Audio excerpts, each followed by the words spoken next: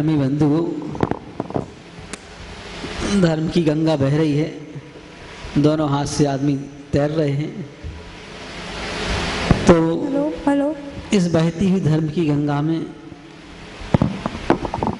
हम पद्म पुराण ग्रंथ, जैन रामायण ग्रंथ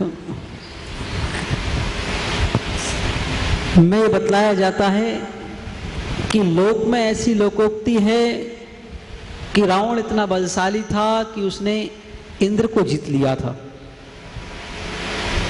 ये बात सही है, क्योंकि वह प्रति नारायण था तो बलशाली तो था ही। क्या था? प्रति नारायण था तो बलशाली तो था ही। और ऐसा वह बलशाली व्यक्ति वह 3 खंड का मालिक था। प्रति नारायण 3 खंड के मालिक होते हैं। तो एक पुण्यात्मा जीव जो कि विद्याधर था। मानव 2 प्रकार के होते हैं, एक होते हैं भूमि गोचरी और एक होते हैं विद्याधर। भूमि गोचरी अपन सभी लोग कहलाते हैं, जमीन पर पग रख के चलते हैं। इनको क्या कहते हैं? भूमि गोचरी, भूमि पर चलने वाले। अपने पास सामर्थ्य भी कम होती है, शक्ति कम होती है, सुंदरता भी कम होती है और बुद्धि भी कम होती है। लेकिन एक होते हैं विद्याधर, जिनके पास शरीर का बल भी ज़्यादा होता है, बुद्धि भी ज़्यादा होती है और उनकी सुंदरता और वैभव भी ज़्यादा होता है। तो वो हमेशा आकाश में चलते हैं, उनका नाम ही विद्याधर है। तो वो आकाश में गमन करते हैं, हमेशा जमीन पर भी चलते हैं, लेकिन जमीन के साथ साथ वो आकाश में भी चले जाते हैं और बड़ी ही तीव्र गति से जाते हैं। ऐसा नहीं कि सामान्य गति, इतनी तीव्र गति से जाते हैं कि वो एक चंद्र क्षणों में पूरे जम्बूद्वीप की परिक्रमा लगा लेते हैं। हवाई जहाज से भी बढ़ के उनकी गति होती है, ऐसी उनकी तीव्र गति होती है। क्योंकि बाली के बारे में आता है कि अन्य दूसरे लोग तो मानते हैं कि बाली एक बानर था, लेकिन अपने यहाँ बानर वंश था। और बाली के बारे में बताते हैं कि उसकी विद्या का प्रभाव इतना तीव्र था कि वह चंद्र क्षणों में पूरे जम्बूद्वीप की परिक्रमा दे लेता था। सुमेरु पर्वत की वंदना करने रोज जाता था वह, आकृतम चैत्यालय की, दिन में 3 बार वो भी। तो ऐसा वह बलशाली। तो ऐसे एक विद्याधर होगा बलशाली, तो वह भी पुण्य के योग से। और विद्याधरों की जो बस्तियां होती हैं वो बस्तियां अलग होती हैं। विजयार्थ पर्वत के ऊपर श्रेणियां कुछ बनी हुई हैं, उन श्रेणियों पर उनके ज़्यादातर निवास होते हैं, अधिकांश विद्याधरों के। और फिर वो जहाँ चाहे वहाँ अपनी विद्या के बल से कुछ भी बना लेते हैं। तो ये पुण्य का योग है। और उस पुण्य के योग से एक राजा विद्याधर, रत्नपुर नाम के नगर का राजा विद्याधर इंद्र हुआ, जो कि वह स्वर्ग से इंद्र पद से ही च्युत होकर के आया था। तो उसको पूरा वैभव इंद्र के जैसा प्राप्त था। उसने अपना सारा वैभव पूर्ण संस्कार के कारण इंद्र के जैसा ही बना रखा था कि मैं भी इंद्र हूं। ऐसा उसका सारा वैभव था। वैसे ही लोकपाल, उसने अपनी मुख्य पटरानी का नाम सची रख रखा। तो ऐसा सारा वैभव उसका था। लेकिन ये सारे वैभव तभी तक चलते हैं जब तक पुण्य का योग हो। जैसे ही पुण्य समाप्त होता है, अच्छे अच्छों के वैभव समाप्त हो जाते हैं। ये वैभव ज्यादा नहीं चलते हैं। तो पूरा संसार की जितनी प्रक्रिया है वो सब पुण्य के अधीन हुआ करती है। पुण्य हो तो चलेगी, पुण्य नहीं है तो सारी प्रक्रियाएं अपने आप समाप्त होने को आ जाती हैं। तो ऐसे वह विद्याधर, रत्नपुर का विद्याधर सारे विद्याधरों पर राज्य करता था। और जिसने विद्याधरों पर राज्य कर लिया वो सामान्य मानवों पर, भूमि गोचरियों पर तो राज्य कर ही लेता था। क्योंकि विद्याधर के सामने तो उनकी शक्ति बहुत नग्न होती है, इसलिए स्वामियों विद्याधरों के सामने झुक जाती है। तो ऐसी वह शक्ति वाला विद्याधर जब व्यक्ति को जब आवश्यकता से अधिक कोई चीज की उपलब्धि हो जाए तो अहंकार बहुत आ जाता है। तो अहंकार बस वह फिर आदमी किसी को अपना नहीं गिनता है। तो ऐसे उस विद्याधर को रावण ने अपनी विद्या के बल से बस में कर लिया था, अपनी शक्ति के बल से बस में कर लिया था। तो लोगों ने समझा कि रावण ने इंद्र को बस में कर लिया, जबकि स्वर्ग के जो इंद्र होते हैं उन देवताओं को तो कोई बस में कर ही नहीं सकता है। इसे नहीं कर सकता है कि उनके शरीर का बल इतना होता है कि उनके बल के आगे दुनिया किसी का बल नहीं लगता है। अपरंपार शरीर में बल होता है। सौधर्म इंद्र में की भुजाओं में इतनी ताकत होती है कि वो चाहे तो इस तीनों लोगों को पलट देगा, इतनी ताकत उसकी भुजाओं में होती है। लेकिन ऐसा कार्य कभी होता नहीं है, लेकिन वह चाहे तो ऐसा भी कर सकता है। तब फिर सामान्य मानवों की तो बात ही क्या है कि वह सामान्य मानव उसको बस में कर लें। लेकिन ऐसा वह इंद्र भी कब बस में हो जाता है, जब उससे भी बड़े कोई पुण्यवान जीव सामने हो तो उनका वह सेवक बन जाता है। किनका सेवक बनता है? वह केवल तीर्थंकर भगवान का सेवक इंद्र बनता है, अन्यत्र किसी का नहीं बनता है। अन्यत्र सौधर्म किसी के आगे नहीं झुकता, या फिर जिनको केवल ज्ञान हो जाए तो उन केवलियों के आगे जाता है। ऐसे उन केवलियों के आगे भक्तिवश वह जाता है। तो इस प्रकार वह इंद्र नाम का जो राजा बड़े वैभव के साथ रहता था, एक दिन रावण ने भी उसे परास्त करके और अपने बस में कर लिया।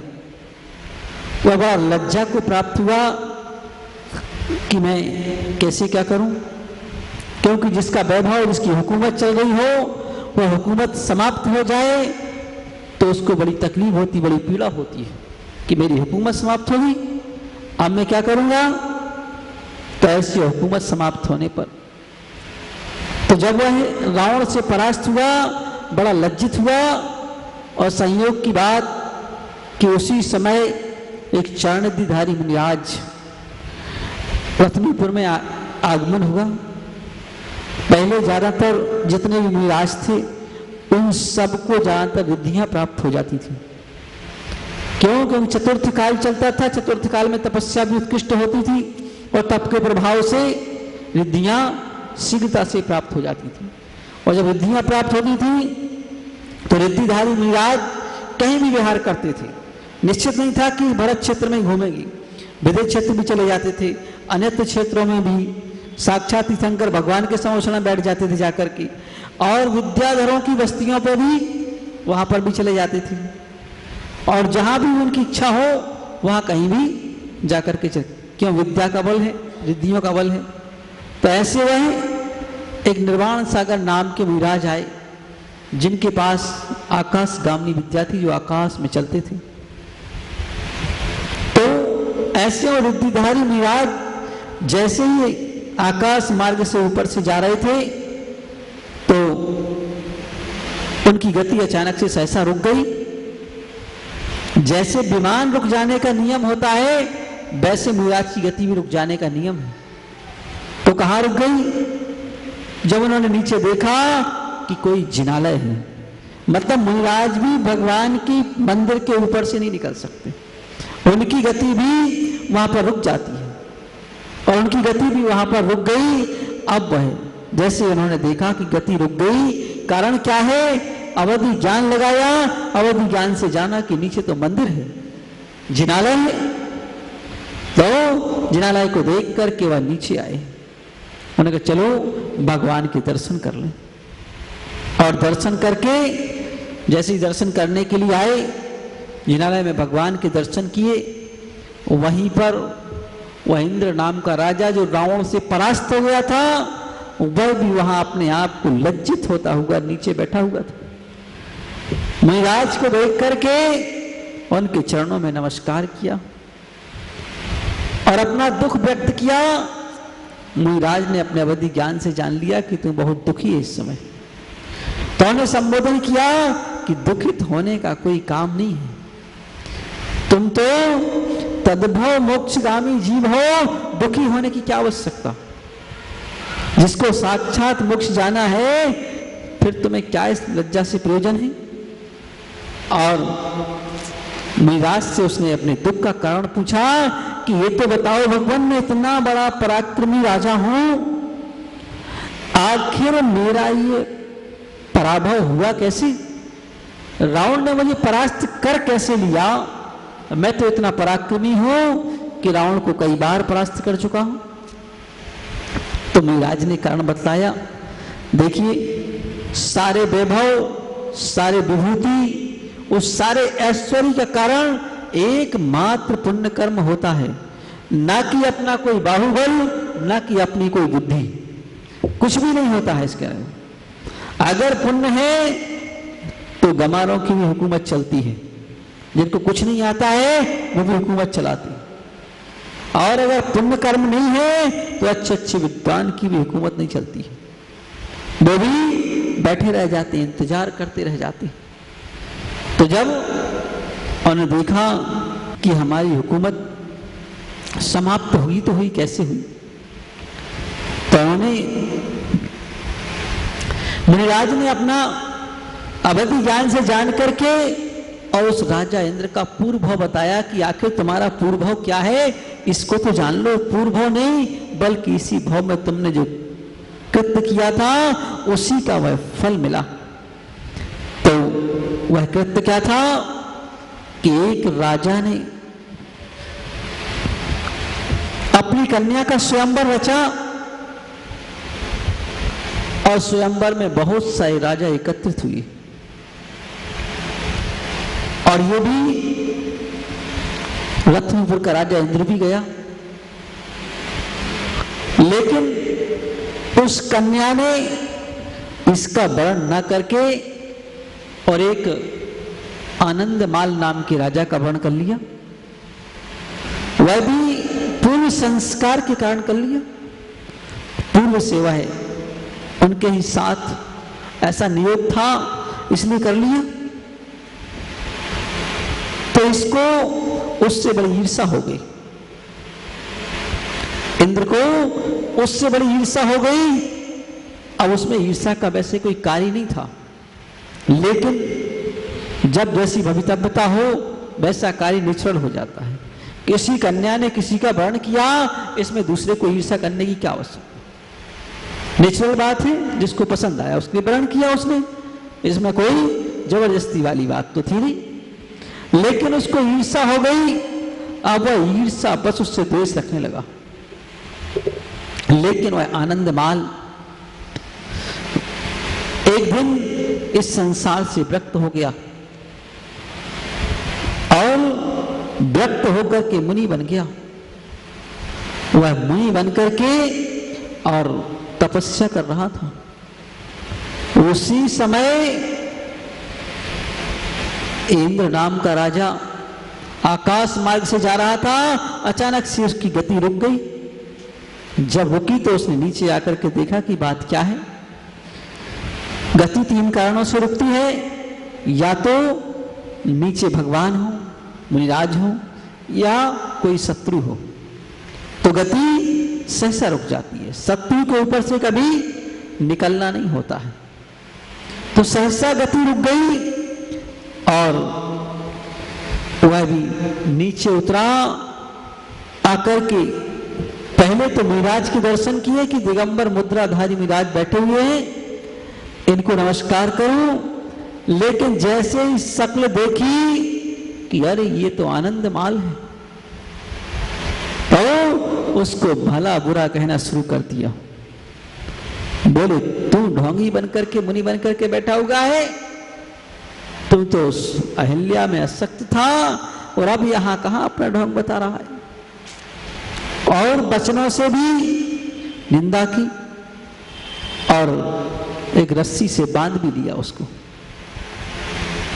इतना करने पर मिराज अपने ध्यान में बैठे रहे, क्योंकि वो पहले से ध्यान मग्न थे। उनको बोला ये प्रयोजन ही रहा कि कौन क्या कर रहा है। लेकिन उनके ही बगल में एक उनके ही भाई मुनि बनकर के बैठे हुए थे। जिनका नाम कल्याण मुनि था। उन्होंने देखा कि ये कैसा दुष्ट प्राणी है कि अकारण ही मुनि के ऊपर उपसर्ग कर रहा है। तो उनको अत्यधिक क्रोध आया, गुस्सा आया, और उन्होंने सोचा कि इसको यही भस्म कर दूं।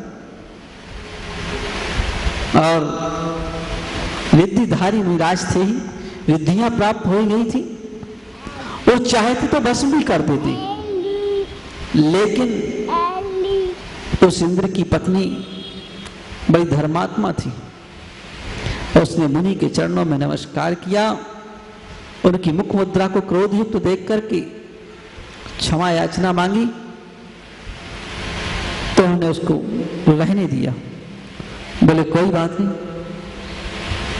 जैसे